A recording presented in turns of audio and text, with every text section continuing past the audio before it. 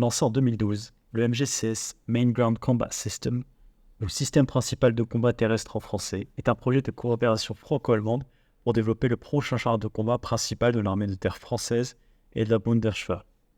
En plus du projet franco-allemand, il s'agit aussi d'une coopération d'un projet à portée européenne, car d'autres pays de l'UE sont aussi intéressés par ce projet en tant que futurs acheteurs, comme l'Espagne, l'Italie, les Pays-Bas et la Suède.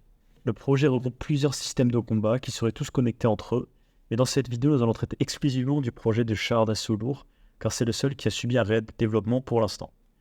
Le but de cette vidéo est donc de représenter le projet MGCS de façon technique, mais aussi de montrer l'état du projet actuellement et les enjeux qu'il rencontre, notamment dans la collaboration franco-allemande.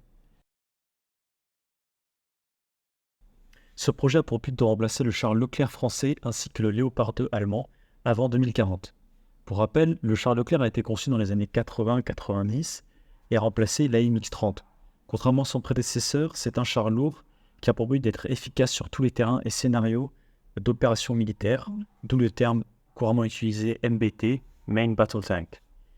Il apporte des innovations majeures pour assurer cela, comme des suspensions oléopneumatiques qui lui permet, couplé à un système de tir amélioré, de tirer en roulant, un chargement automatique et un blindage composite. Le Léopard 2, d'une conception un peu plus ancienne, datant des années 70, avait pour but de remplacer le Léopard 1.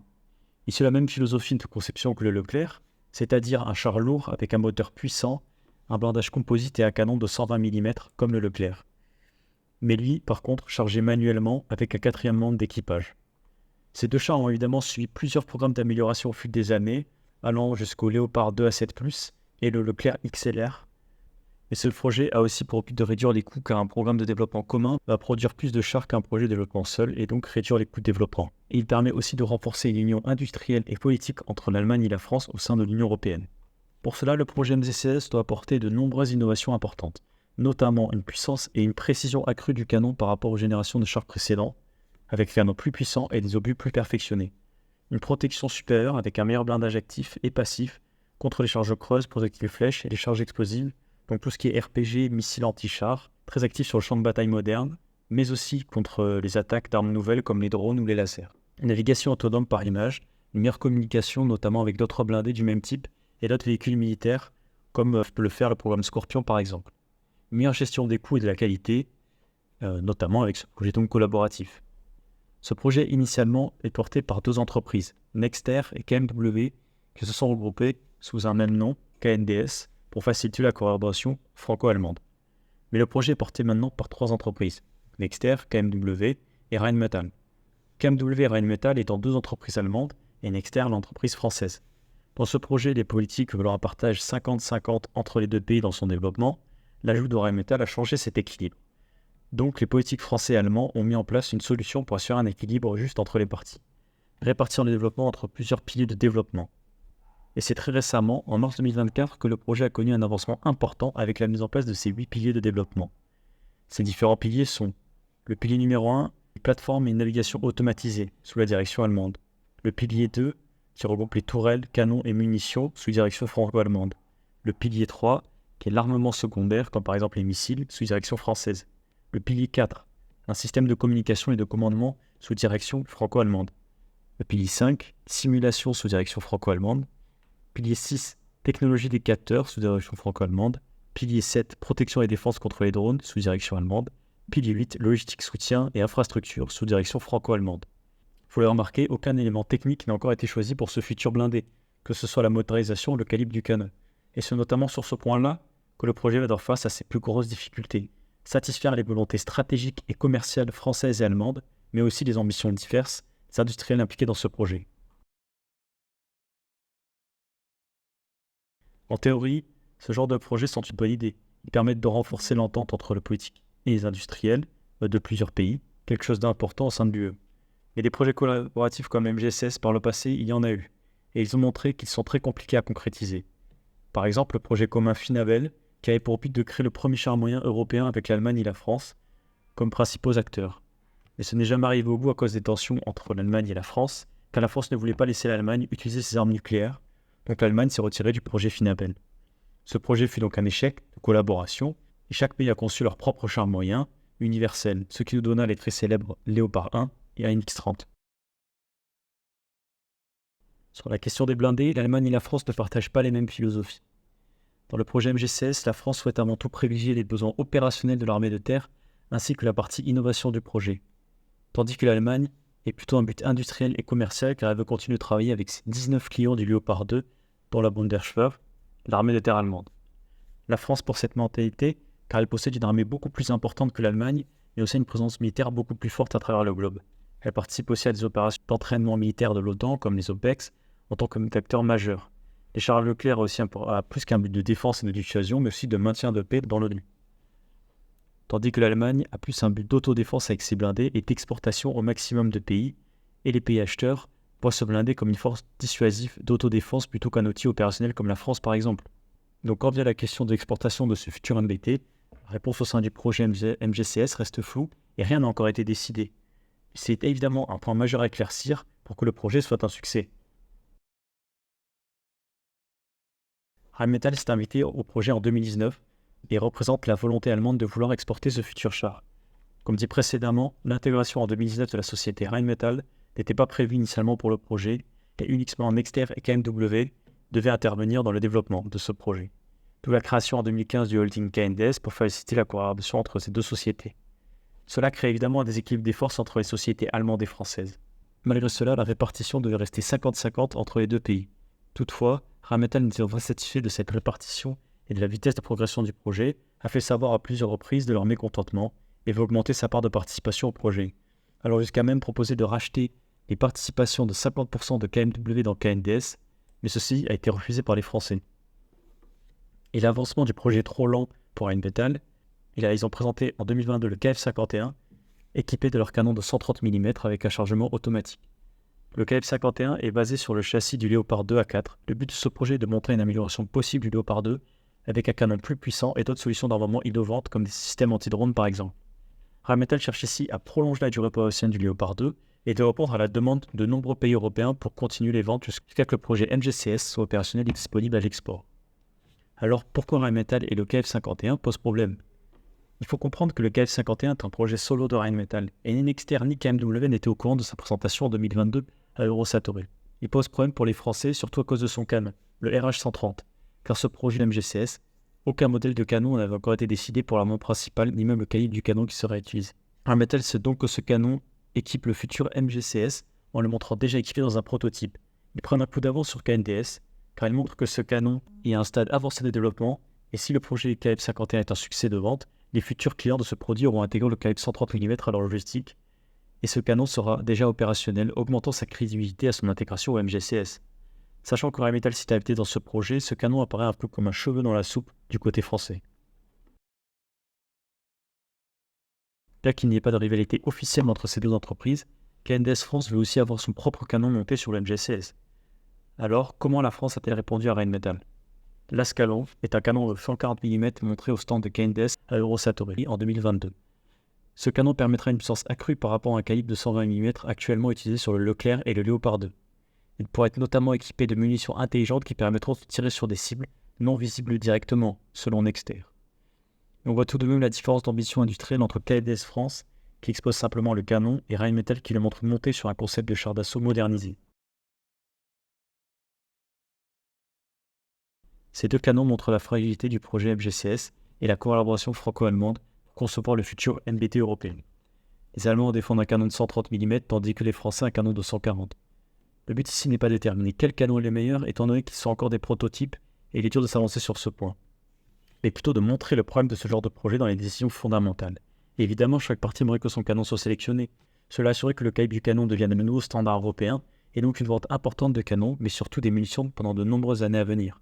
Par exemple, le Léopard 2 est en service depuis 44 ans et devrait l'être encore pendant au moins 20 ans. On sait que la France cherche plus que tout un char qui correspond le plus possible à ses besoins opérationnels et militaires, alors que l'Allemagne, comme avec le Léopard 2, cherche un produit attractif à l'export tout en étant capable stratégiquement pour l'autodéfense.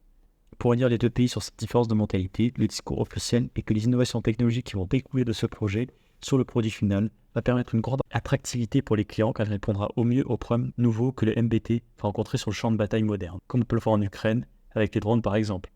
Pour appuyer cela, le ministre des Armées françaises, Sébastien Lecornu, avait dit en parlant du MGCS, je cite, « C'est un équipement militaire révolutionnaire. On ne développe pas simplement le char du futur, mais le futur du char que nous voulons imaginer ensemble.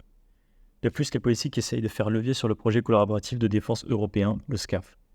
Pour simplifier le sujet, pour essayer sur une meilleure entente entre la France et l'Allemagne, ils ont conclu que si l'un prenait l'avantage sur MGCS, l'autre en gagnerait sur le projet SCAF, et inversement. Par exemple, actuellement, la France serait désignée comme leader non officiel du SCAF, donc l'Allemagne pourrait avoir plus de poids sur le projet MGCS. Mais cette solution peut être réellement prendre en compte les réalités industrielles et opérationnelles de ces projets, notamment sur les points clés comme le canon par exemple.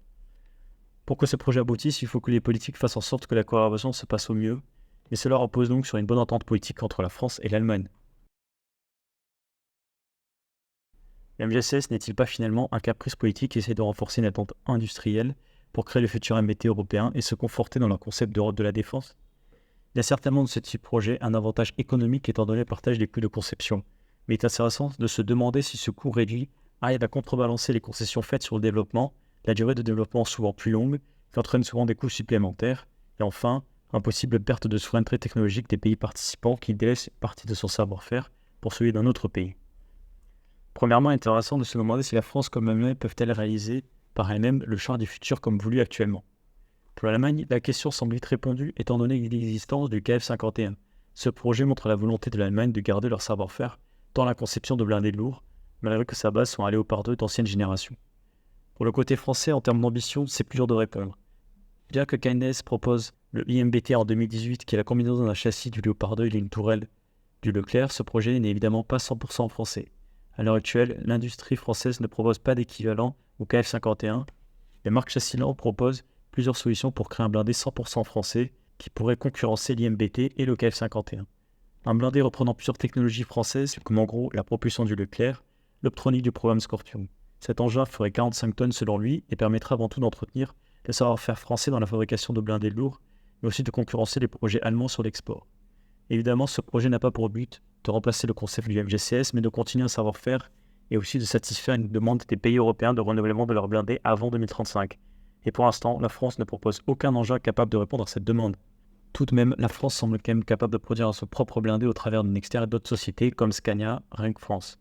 Mais nous ne pouvons pas être sûrs que cette capacité reste d'actualité si la France se contente de développer uniquement le MGCS. Malgré tout, la France a récemment produit le programme de Scorpion avec notamment la modélisation du char Leclerc en Leclerc XLR et le tout nouveau Jaguar. Donc la France possède toujours un grand savoir-faire en termes de conception de blindés. Il faut que la volonté de créer un blindé lourd français reste présente pour ne pas délaisser ses compétences. Finalement, ce projet semble donc plus comme un caprice de politique européen pour concrétiser leur discours de défense européenne, alors qu'en réalité ni la France ni l'Allemagne n'a besoin l'un de l'autre, surtout sachant la différence besoin exprimée par chaque partie. En 2023, l'Allemagne a sollicité un financement européen, le FED, Fonds européen de défense, en partenariat avec l'Italie, l'Espagne, la Suède, l'Estonie, la Lituanie, la Belgique, la Norvège, la Grèce, la Roumanie, la Finlande et les Pays-Bas. Tout ce beau monde pour créer le projet MART, Main Armored Tank of Europe, qui est un rassemblement industriel de chaque pays cité précédemment pour étudier et développer un nouveau design de MBT européen qui saura répondre au mieux aux problèmes de demain du char d'assaut. Il étudiera les nouvelles technologies pour étudier leur cohérence sur un MBT et essaiera de proposer un char globalement meilleur sur tous les secteurs que ceux en service à l'heure actuelle. Le projet est un projet uniquement porté par les industriels. On peut notamment retenir la participation de KNDS Allemagne, Rheinmetall, BAE Bofors, FN Herstal, Renk et encore d'autres. Notez que les entreprises françaises ne sont pas présentes dans ce projet car elles sont impliquées dans un autre projet similaire, le FMB Tech, avec la France comme coordinatrice du projet. Elle regroupe des entreprises de nombreux pays comme la Belgique, l'Allemagne, avec Scartas GmbH, la Finlande, la Norvège, l'Italie, la Grèce et l'Espagne y sont représentées. En termes d'entreprises, il y a notamment Thales, KNDS France, Arcus, MBDA, Safran, Hensoldt et d'autres. Ce projet, bien que similaire d'apparence, il vise plus la partie digitalisation du prochain MBT en étudiant toutes les technologies et concepts de digitalisation des engins. Il vise notamment à étudier l'interaction de l'équipage avec un engin sans équipage. Ces deux projets qui, je le rappelle, sont portés uniquement par des industriels, sont donc en plus du MGCF et permettent de faire intervenir beaucoup plus d'entreprises européennes dans le secteur de la défense qui ne sont pas nécessairement françaises ou allemandes. Je ne pense pas que ces projets ont pour but pour l'instant de faire concurrence au MGCS, mais plutôt à beaucoup d'entreprises d'étudier des concepts pour les technologies de défense de demain, appliquées au MBT et à la mécanisation militaire en général. Bien que pas concurrentes, pour moi ces deux initiatives montrent que le projet MGCS ne fait pas consensus au sein de l'Europe, mais aussi en France et en Allemagne. Et comme beaucoup d'acteurs, n'étant pas inclus dans le programme, cherchent aussi à créer des programmes similaires pour développer leur propre savoir-faire et expérience sans s'attendre d'être simplement acheteurs d'un futur MGCS hypothétique. À l'heure actuelle, on commence à cerner différentes ambitions du côté allemand que du côté français. Berlin semble supporter de plus en plus les projets indépendants allemands, allant jusqu'à aider financièrement le projet KF-51 à l'aide du budget de 100 milliards d'euros pour l'armée allemande et faire face à la guerre en Ukraine. Donc la partie politique qui permet véritablement de faire tenir ce projet est fragilisée par l'Allemagne qui supporte des initiatives concurrentes au MGCS. Et pour l'instant, la France n'a pas répondu, cherchant plutôt à supporter politiquement le projet MGCS, presque de façon naïve, sans apporter de réponse industrielle. Également, la guerre en Ukraine a accéléré la volonté des pays européens les plus proches du conflit à acquérir un nouveau MBT pour s'affirmer face à la menace russe. Ces pays se sont donc tournés naturellement vers l'Allemagne qui propose un blindé modernisé très récemment, le Léopard 2 A7+. Donc l'Allemagne a encore beaucoup de travail autour du Léopard 2 et reste pour l'instant focalisée dessus, le MGCS étant en second plan. Il est donc clair que si l'entente politique se détériore autour de ce projet, son futur sera encore plus incertain qu'il ne l'est déjà. Je pense que face à ces annonces allemandes, la politique française doit s'affirmer davantage. Je ne dis pas qu'ils doivent quitter le projet MGCS, mais au moins développer une réponse similaire au KF-51, car dans le cas où le MGCS est un échec, l'Allemagne aura un coup d'avance certain. De plus, je pense qu'il est important pour la France de revoir sa vision de l'export du MBT, car si le projet MGCS est amené à être un échec et que la France doit développer seule son prochain char d'assaut moderne, l'export de ce dernier pourrait permettre d'amortir les coûts liés à son développement. Mais pour cela, il faut rivaliser avec l'Allemagne sur ce domaine et actuellement ils ont un avantage clair. Je pense qu'il est important de rappeler que seuls 2 autres pays utilisent le Leclerc comparé aux 18 pour le Léopard 2, tout modèle confondu. Mais si le Léopard 2 est une exception quand il s'agit de l'export de MBT moderne et que la plupart des autres pays sont beaucoup plus conservateurs de leur technologie et proposent des chars moins avancés technologiquement à l'export, comme on peut le voir actuellement en Ukraine, je pense que c'est une autre solution que la France pourrait exploiter, mettre en place un char qui a pour but d'être vendu, comme Vickers l'a fait avec plus ou moins de succès. Néanmoins, cela a permis de développer des concepts nouveaux, de les tester et d'améliorer le savoir-faire en matière de construction de blindés modernes. Évidemment, cela implique un investissement de la part de Nexter et d'autres sociétés spécialisées, mais c'est là que le gouvernement français pourrait intervenir en proposant des aides financières. Mais si cela n'arrive pas et que le projet MGCS vient à être un échec, le retard pris pourrait être important et l'Allemagne, forte de son succès avec l'exportation massive de son Léopard 2 A7+, aura la dominante sur le marché des blindés lourds en Europe. Et malheureusement, il est peu probable que la France puisse répondre à la demande d'achat blindés lourds actuelle. Mais je pense qu'il est avant tout important d'un point de vue de souveraineté pour la France que d'essayer des problèmes de développement internes au pays. À l'heure actuelle, il reste tout de même difficile de connaître le futur du projet MGCS. Mais je pense qu'il est intéressant d'étudier ce sujet car il représente sûrement un moment important pour la souveraineté française en matière de défense, et je pense qu'il va de même pour le projet SCAF, mais aussi de relations qui existent au sein d'Europe sur l'achat d'équipements militaires. On peut donc imaginer 2 scénarios. Le projet est un succès de collaboration et ce blindé correspond aux attentes françaises et allemandes et le char se porte bien en Europe, aux pays qui en ont les moyens. En plus de l'OTAN, les pays européens possèdent un char commun renforçant leur union, les politiques sont contents et ils peuvent parler d'Europe de la défense. Comme vous l'avez sûrement compris, je tends plutôt vers le deuxième scénario. Le projet est un échec ou alors très grandement modifié et l'Allemagne et la France consomment leurs propres blindés selon leurs propres besoins. Et dans ce cas-là, la France a intérêt à étudier la question et ne pas rester naïve côté politique comme ça semble l'être actuellement pour assurer un savoir-faire de fabrication de MBT, mais donc assurer la souveraineté militaire technologie. Et pour faire cela, en aidant financièrement en extérieur d'autres sociétés, à commencer des programmes de conception de modernisation, comme l'Allemagne le fait avec le KF-51. Vous le savez peut-être, Eurostatory commence le 17 juin et je pense qu'on aura des propositions intéressantes du côté français comme allemand. Était aussi le but de cette vidéo, faire un état des lieux du projet avant les futures potentielles déclarations. Je tiens aussi à rappeler que dans cette vidéo, j'ai fait le choix uniquement de parler de blindés lourds dans le projet MGCS, car c'est pour l'instant le seul véhicule qui a subi un développement et qui est la figure de proue du projet. Petit point rapide sur Eurosatory 2024 avant de terminer cette vidéo. Le youtubeur me a pris en photo un convoi avec un char qui semble être l'assemblage d'un châssis de Léopard 2 A4 et d'une tourelle de KF-51. Les ambitions des industriels allemands KMW et Rheinmetall sont donc se confirmer en mettant la priorité sur le développement d'une amélioration du Léopard 2 plutôt que sur le MGCS. J'espère que cette vidéo vous a permis de mieux comprendre le MGCS et des enjeux autour de ce projet. Merci de m'avoir écouté jusqu'au bout.